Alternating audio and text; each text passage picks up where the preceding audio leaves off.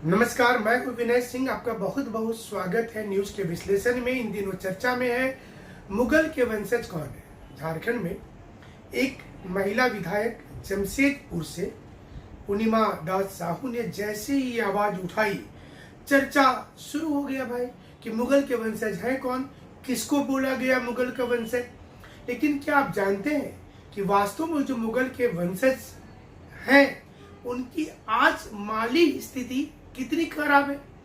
क्या आपको पता है कि मुगल खुद किसके वंशज थे? हम आज इसी चीज पर बात करेंगे। वीडियो को देखिएगा और लाइक भी करिएगा।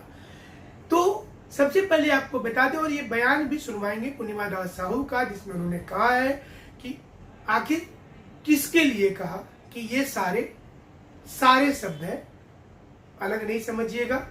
ये किसके वंशज है? ये मुगलों के वंशज है क्या?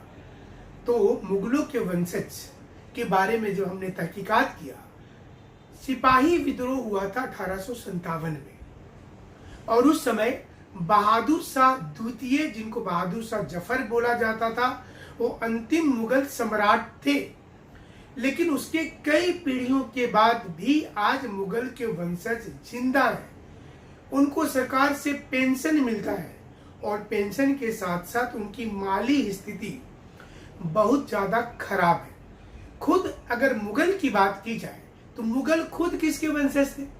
तो बाबर से शुरू होता है मुगल। 1526 में पानीपत की लड़ाई हुई थी पहली, और उसमें बाबर जब भारत आए तो आने के बाद उन्होंने इस युद्ध के बाद, जिसमें इब्राहिम लोदी को उन्होंने हरा दिया और एक शुरुआत कर दिया मुगल का। उसके बाद कई ट्रांसफॉर्मेशन फेज से गुजरा हमारा भारत। बाबर खुद को स्वयं बताता था कि वो मंगोलिया के चंगेज खां और तुर्की का, जिसका वर्तमान नाम तुर्कीये, वहां का तैमूर लंग, ये दोनों का वंशज है। तो बाबर खुद उसके वंशज थे।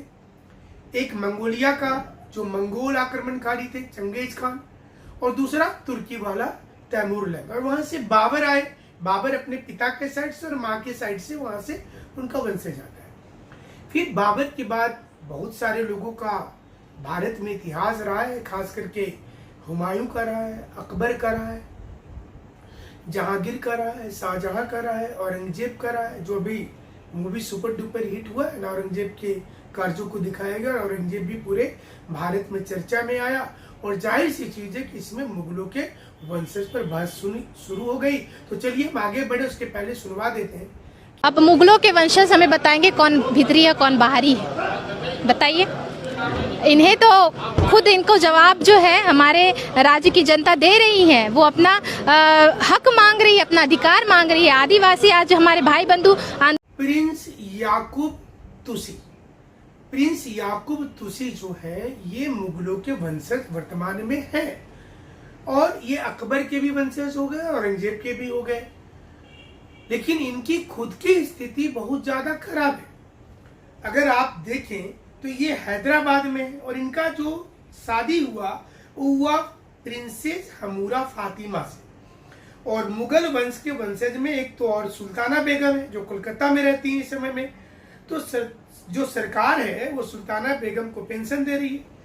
और जो याकूब हबीबुद्दीन तुसी है वो 6ठी पीढ़ी है, बहादुर शाह जफर के 6th जनरेशन है। इसकी सर्टिफिकेट उनके पास है।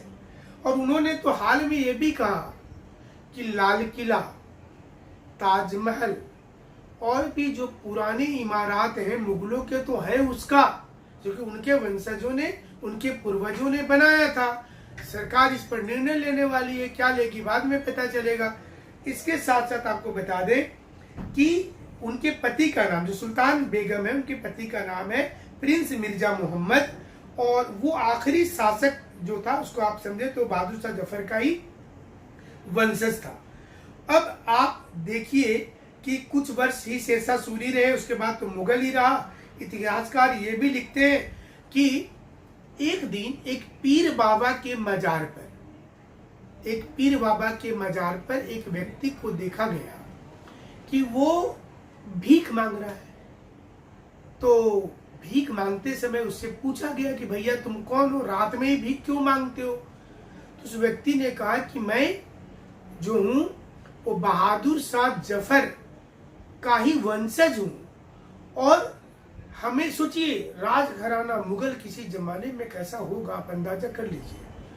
अकबर के बारे तो सुनते ही होंगे, औरंगजेब के बारे आपने देखा भी है, बट इनके वंशज का ये हालत था कि भीख मांगते थे जनाब, और भीख मांग करके गुजारा करते थे। और ये बोलते थे कि दीन में भीख मांगने में शर्म लगती है, इसलिए वो रात को निकलते हैं भीख मांगने के लिए। तो सोचिए, ये हम नहीं बोल रहे, इतिहासकारों ने अपने इतिहास की पुस्तकों में ये दर्ज किया है, लिखा है। और उसका नाम है मिर्जा नासिर उल मुल्क।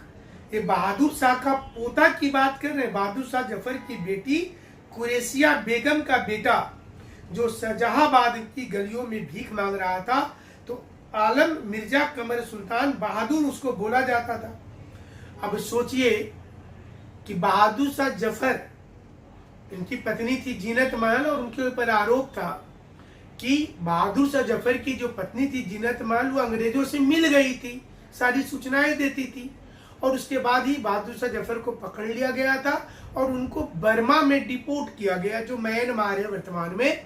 वहां पर रंगून, जिसका नया नाम यंगून है, तो वहां पर जो जेल था वहां उनको रख दिया गया था। तो उनको तो अपने देश जो भारत में वो थे, वहां पर जमीन भी नसीब नहीं हुई कब्र की, वो बर्मा में है। सवाल ये उठ रहा है कि उनके परपोते को भीख मांगना पड़ रहा है। तो आप अपने समाज में ऐसे कई लोगों को देखते हुए जिसके बारे में आप बोलते होंगे कि इनके पूर्वज जो थे बहुत धनी आदमी थे, और आज देखो इनके जो लड़के बच्चे हैं, जो पोता पोती है, उसका ये हालत है। और किसी के बारे में सुनते हैं कि ये तो बहुत साधारण व्यक्ति था, रिक्शा चलाता था, साइकिल चलाता था, लेकिन इसके परिवार के लोग आज इतना आगे निकले, इतने बड़े हैं।